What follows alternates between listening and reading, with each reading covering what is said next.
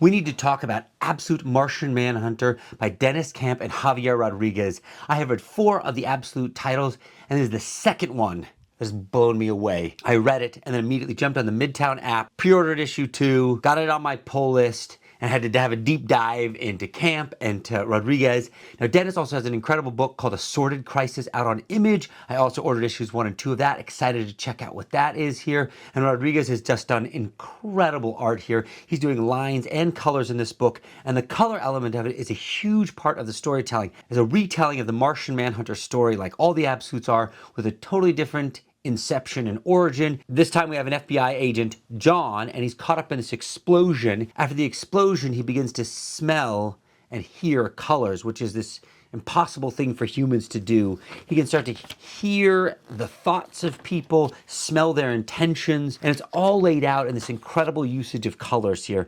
He has this unique and duplicitous relationship with his wife and his work here. He wants to keep going back to work because of this dark secret that he's uncovered, and his wife desperately needs him at home, and he's caught between these two things, and he has a young son who he needs to spend more time with, but he can't bring himself to doing it. And his son has this incredible moment here where he's doing these sculptures of his family. He does himself and his mom, and then this is the sculpture of his dad.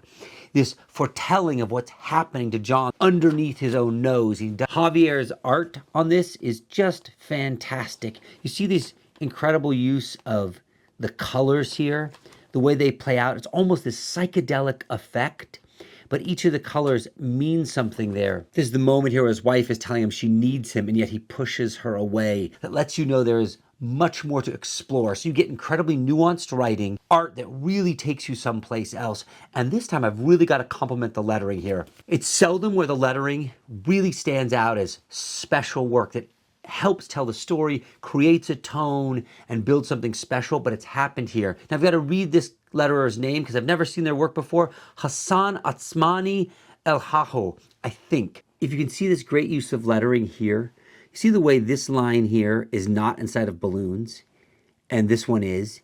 It almost creates this feeling of John inside of his own head. This lettering here is the voice of the Martian Manhunter inside of John's head. It's a really cool relationship, this voice in his head and then John the detective. Then there is this really nice tactic they use where they have the text as one size and then a portion of the text is in lowercase and a smaller size. And it shrinks the person's feeling. It makes it almost feel like it's inside their head, set under their breath. Impressive work here. This book is something I would definitely check out. If you've been thinking about getting into the Absolute universe here, this is one I highly recommend.